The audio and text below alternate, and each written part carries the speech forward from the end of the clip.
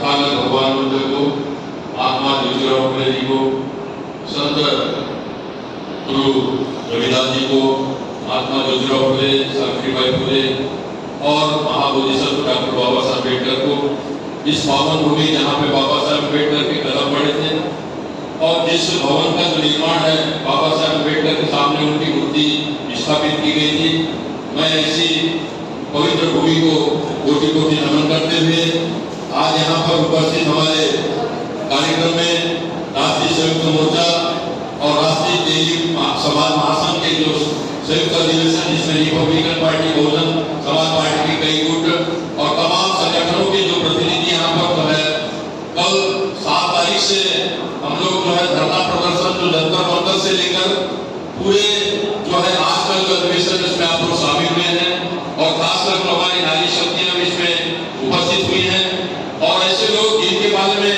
मैं जब भी कहा कि दुनिया जो है कुछ लोग जो है पहले बदलाव के आते हैं।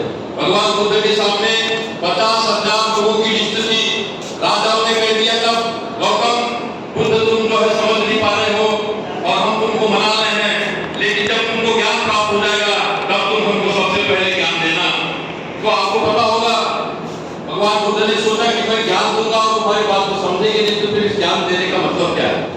और आप लोग निश्चित रूप में 2 दिन से बैठे हैं और कितने कष्ट हमारे कई साथी बीमार पड़ गए, हॉस्पिटलाइज भी हुए यहाँ पे हमारे साथी, लेकिन वो डटे। महिलाओं में भी आपने देखा यहाँ पे उपस्थित हुई है और आज हमारे जनप्रतिनिधि जिनके ऊपर सारा समाज देख रहा है। आप दिल्ली के छोटे अधिवेशन में तो बैठे हैं, ये रमेश पिसे जी और तेजी समाज के राष्ट्रीय जो संगठन है उसने आनंद भागन में आयोजन किया और उन्होंने कहा कि न केवल तेजी समाज का मतलब ये है कि तेजी समाज का हमेशा जो है बलिदान होते रहा है लेकिन फायदा कोई और उठाते रहा है। इसलिए इस बात जो है तेजी समाज आने वाले समय पे भारत के जो है लोकतंत्र के लिए, भारत के संविधान के लिए और भारत राष्ट्र के लिए कुर्बानी देगा। ये बात के लिए जो है रमेश पिसे जी को मैं धन्यवाद अदा करना चाहता हूँ। और आज जो है जो लोग सोचते थे कि तेजी समाज किसी पार्टी का जो है बदवा है, कोई सोचते थे कि कांग्रेस का बदवा है, हमने साबित कर दिया कि तेजी समाज इस देश का जो है चंद्रगुप्त मौर्य से जमाने से लेकर जो है सम्राट अशोक काल का जो सबसे बड़ा शासक समाज रहा है। और इसलिए मैं आपको वंदन करता हूँ, अभिनंदन करता हूँ। ये जातियां जो बनाई गई है साथियों, हमारी जाति केवल एक है कि हम मानव मानव एक समान, सबको शिक्षा सबको काम, हमारा अंतिम लक्ष्य है। बाबा साहब अम्बेडकर ने कहा एनिहिलेशन ऑफ कास्ट, हम लोग जाति भेद का उच्छेद करने निकले हैं। और इसलिए जो है चूंकि समाज जो है जाति भेद और वर्ग भेद पे पड़ा हुआ है, इसलिए हम कहते हैं जब तुमको जाति बनाने में शर्म नहीं आई तो जाति का जो है गिनती करने में क्यों शर्म आती है, क्यों तुमको रिजर्वेशन देने में शर्म आती है। इस बात की हम आवाज उठाते हैं। इसलिए साथियों आपको आह्वान हम करना चाहते हैं कि राष्ट्रीय संयुक्त मोर्चा भारत ने 40 साल के संघर्ष में माननीय और काशीराम जी के साथ में हमने सोचा कि माननीय और काशीराम जी देश का प्रधानमंत्री का एकमात्र दावेदार हमारे बहुजन समाज का था। मैंने उसके लिए कसम खाया, काशीराम जी ने 3 जीवन में कसमें खाई कि मैं जीवन भर शादी नहीं करूंगा, संपत्ति नहीं बनाऊंगा और किसी भी ऐतिहासिकपूर्ण माहौल में तो शादी को में नहीं जाऊंगा, और वो हमेशा अपने जीवन भर उस काम में डटे रहे। जब मैंने उनके लिए समर्पण होकर काम किया तो एक दिन पूछा उसने, अरे तुम क्यों इतना मेहनत कर रहे हो, 90% अपनी सैलरी लगा रहे हो और क्या वजह है, तुम शादी क्यों नहीं कर रहे हो। तो मैंने कहा साहब मैं आपके जैसे कसम नहीं खाया हूँ कि मैं जीवन भर शादी नहीं करूंगा, लेकिन मैं एक शपथ लिया हूँ कि माननीय काशीराम साहब आपको मैं प्रधानमंत्री बनाऊंगा तब मैं शादी करूंगा। तो साथियों आपको उसके जीवन काल में मेरे को बड़ी तकलीफ हुई। काशीराम साहब ने जब देखा इस देश के अंदर जो है समाज एक बहुत बड़ा रूप तैयार हो रहा है, हम जब प्रधानमंत्री के दरवाजे तक पहुंच गए थे, हमारा जो है पूरा मिशन जो संवाद लागू होने वाला था, तब हमारे साथ में ऐसी परिस्थितियां खड़ी हुई, उनका ब्रेन हेमरेज हुआ। वो किस गति की हुआ जयप्रकाश जी जानते हैं, उसके बारे में हम किसी प्रकार की टिप्पणी नहीं करना चाहते। लेकिन आज मैं कहना चाहता हूँ किसी को दोष देने की जरूरत नहीं है। अगर हम कहते हैं कि माननीय काशीराम साहब आपके साथ में हमने मूवमेंट चलाया है तो हम जो है हम उसका जो है पूरा सपना पूरा करेंगे। इस बात की शपथ हम लेकर यहाँ पे चल रहे हैं, चाहे हमारी 80 साल की उम्र हो जाए, चाहे कोई भी 60 वर्ष का होगा। लेकिन याद रखिए साथियों, आपको इस मिशन के लिए 4 साल के अंदर 2-4 साल के अंदर कुर्बानियां देकर जो है इस देश के लोकतंत्र को, इस देश के संविधान को और इस देश की इंसानियत को हमको बचा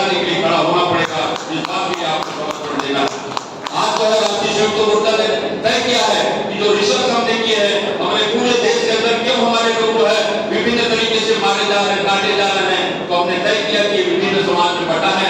काशीराम जी ने तब कहा था कि रिपब्लिकन पार्टी के टुकड़े टुकड़े हो गए और इसलिए उन्होंने एक पार्टी बनाया और वो जो पार्टी देश की सबसे बड़ी जो है हमारी जो है रिकॉग्नाइज पार्टी बनी। लेकिन जब उन्होंने जीवन में सोचा कि मैं बाबा साहब के तो मरने के बाद में पार्टी के टुकड़े हुए, लेकिन मेरे जीते जी जो है बहुजन समाज पार्टी और वाम से टुकड़े हो रहे हैं, ये बात का हमको बड़ा बड़ा था, बड़ा दुख था। तब हमने कहा कि ये टुकड़े टुकड़े को ऋषिकर भारती और हमारे साथियों ने तय किया, ये जो टुकड़े टुकड़े हैं आज एक भाव की टुकड़ियां बनाएंगे और आने वाले समय में जो है 100 पार्टियों का हम लोग गठबंधन करेंगे और 10,000 सामाजिक संगठन उसमें समता सैनिक दल, वाम से DS board, Bahujan Samaj party, देवी महासंघ, कोष्ठा महासंघ, नारी समाज, जितने भी संगठन है, अगर आरएसएस के पास आज जो है 5,000 संगठन है और ऊपर जो 50 पार्टियां हैं, तो हमारे पास जो है 11 पार्टी होना चाहिए। बहुजन समाज के लोग हैं, हमारी 100 पार्टियां होना चाहिए और हमारे पास 10,000 संगठन होना चाहिए। जिसकी सामाजिक शक्ति नहीं होती उसका राजनीतिक जो है भविष्य निर्धारित नहीं हो सकता। इस बात के लिए हमको बहुत अच्छा फार्मूला मिला है और हम बड़े सफलता की ओर जा रहे हैं। हमने कहा भैया एक दूसरे की आलोचना करने से काम नहीं चलेगा, एक दूसरे को दलाल भड़वा करने से काम नहीं चलेगा, ब्राह्मण बलियों को गाली देने से काम नहीं चलेगा। आपने ब्राह्मण बलियों को धिक्कारते रहे, वो 85 में से 15 जो लोग हैं 65% एक हो गए और हम लोग जो 5% भी नहीं हुए।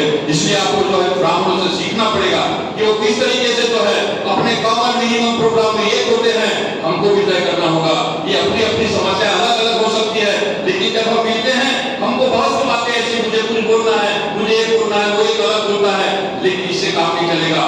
नदियां भी लाखों होती है, लेकिन जब वो समुद्र में मिलती है तो दहाड़ती है। गोलियां जो होता है, सियार जो होता है, लाखों की संख्या में पहुंचता है, लेकिन उसको कोई डरता नहीं है।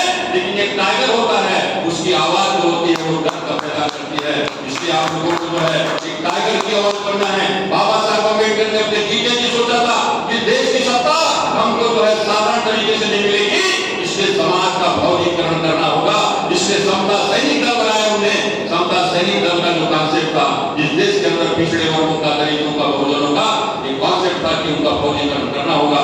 जब तक आप फौजियों की तरफ सामने नहीं आएंगे, सरदार फौजी बन जाता है, वो तलवार रखने की उसको छूट मिल जाती है और इसलिए जो सरदारों से डर लगता है कि उसको अगर तुम परेशान करोगे।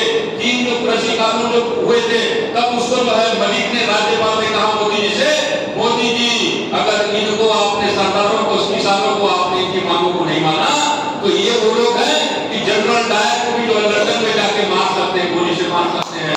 तो डर तो काशीराम जी ने कहा था कि बहुजनों तुम्हें सत्ता केवल बैलेट पेपर से भरोसे पे नहीं रहना है।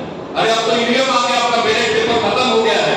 अब बाबा काशीराम जी ने उस समय कहा था कि तुमको केवल जो है बैलेट पेपर के चुनाव के आपको सीधा सीधा जिता देगा, ऐसा नहीं। आप जीतोगे तो आपको हार का सर्टिफिकेट दे देगा। इसलिए काशीराम साहब ने कहा बैलेट से ज्यादा बुलेट की तैयारी करना पड़ेगा और किसी को मारने के लिए नहीं, किसी की हत्या करने के लिए नहीं। तुमको जो है जो पढ़े लिखे लोग हो, आज 10-10 लाख 20-20 लाख की जो है घरों में जो है एफडी करवाते हो, आप 1 लाख 2 लाख रुपए में पिस्तौल की लाइसेंस लीजिए। मारने के लिए नहीं किसी को।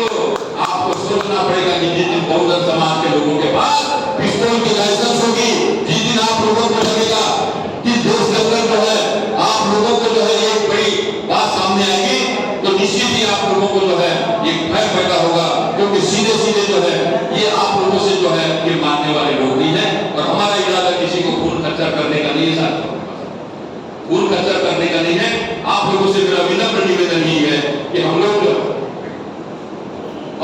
बहुत ही सत्य, अनुशासन, सदाचार के रास्ते पे बहुत निश्चित समय पे टाइम बाउंड प्रोग्राम, काशीराम का मतलब समयबद्ध प्रोग्राम, समयबद्ध प्रोग्राम जिसका नहीं है वो काशीराम का फॉलोअर नहीं है। इस बात को समझना। और कमिटेड लीडरशिप, बाबा साहब ने कहा था अगर मैं काम नहीं कर पाया, आजादी दिया तो गोली मार दूंगा अपने। काशीराम जी ने कहा है तुम गोली तो नहीं मार सकते अपने को, तो कम से कम पार्टी तो छोड़ दो, दूसरों के लिए तो आने दो। पार्टी भी नहीं छोड़ रहे हैं, ऐसा पकड़ ली कि जैसे ताबूत के अंदर जो है उसके घुस के जो सोचते यही हमारी जो कुर्सी है। तो साथियों आप